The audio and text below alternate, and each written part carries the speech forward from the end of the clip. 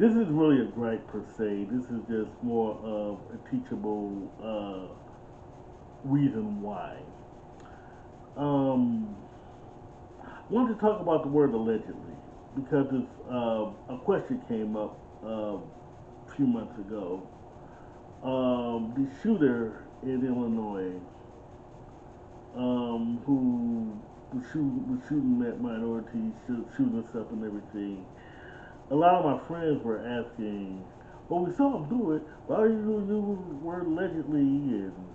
And that's how the media always does things like. And I can definitely understand the anger. That's why this is a grab. I can definitely understand.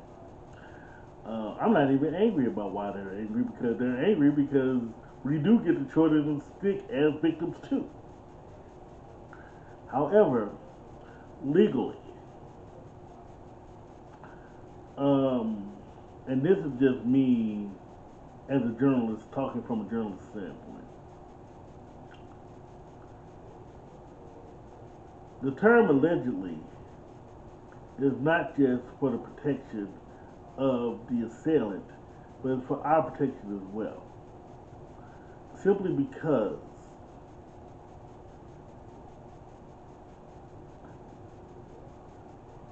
if I call let's say someone a rapist,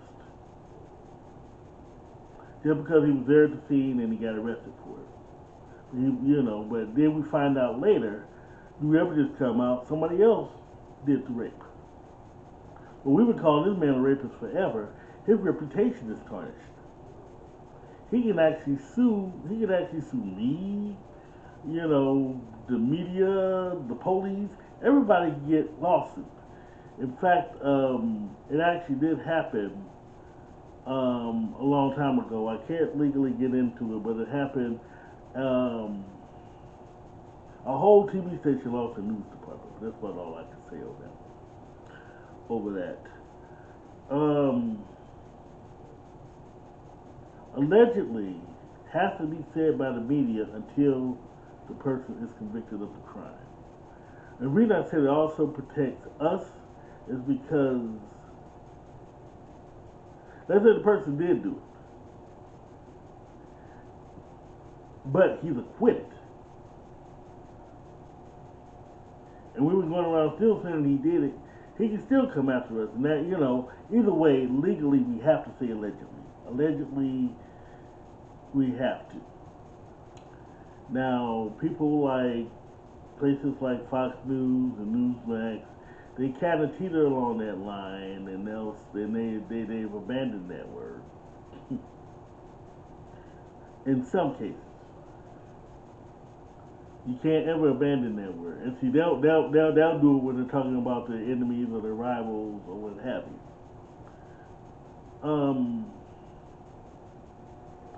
It's just a legal term, and it actually can get. Actually, I've learned it actually get bloggers in trouble too. As bloggers, we also have to be careful what we say and what we do and who we talk about, because someone can come right back up and sue us as well. Megan Thee Stallion just won a said lawsuit against a blogger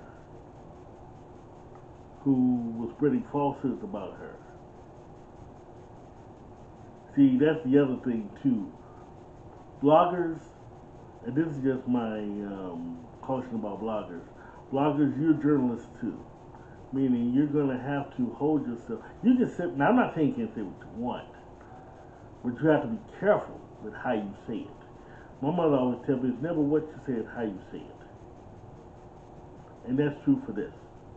You always must make sure that A, what you're saying is accurate, B, is not demeaning in any way falsely, and C, you definitely need to be careful about crossing lines with their family, their children, things like this.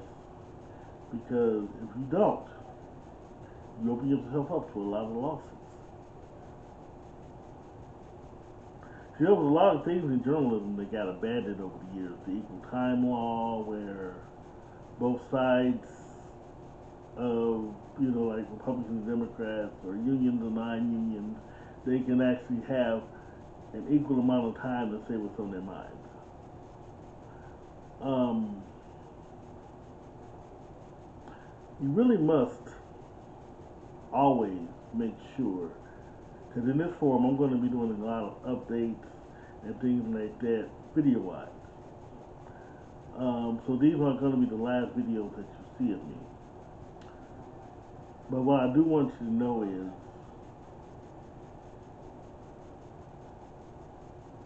even when I'm talking about things that I'm against, just know I'm going to make sure everything is going to be accurate. Just make sure everything I know is going to be fair. You may not like what I got to say, and I really don't give a rat's ass, but it's still going to be accurate and fair. I'm going to say this one last thing, and I'm going to be quiet. Um, Finally, stop believing everything the damn internet tells you. Just because somebody writes a meme about, Trump or Biden, because there are memes about both, do your research. Whenever there's something about someone you don't like, or something you don't like, somebody else gonna make a meme about something you don't like, but you don't do the research. And for those of you who say, well, here we go again, he's doing this or doing that, let me explain something to you. I have a following. I have people that trust what I say because I do my research and everything. It's almost like a superpower. What if I decided one day to manipulate that? What if I decided to one day betray everybody's trust? What I mean by that is, what if I decided to one day just talk smack about somebody I don't like?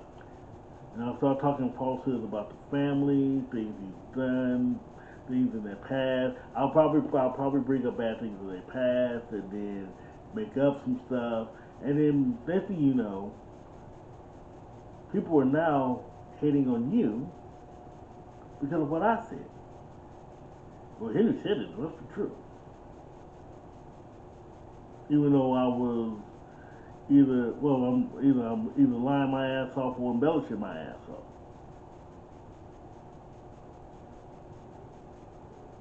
So you can't believe everything everybody tells you. But know this: when I do report on something, let's say a crime, that person's gonna be legend the whole time until he's convicted.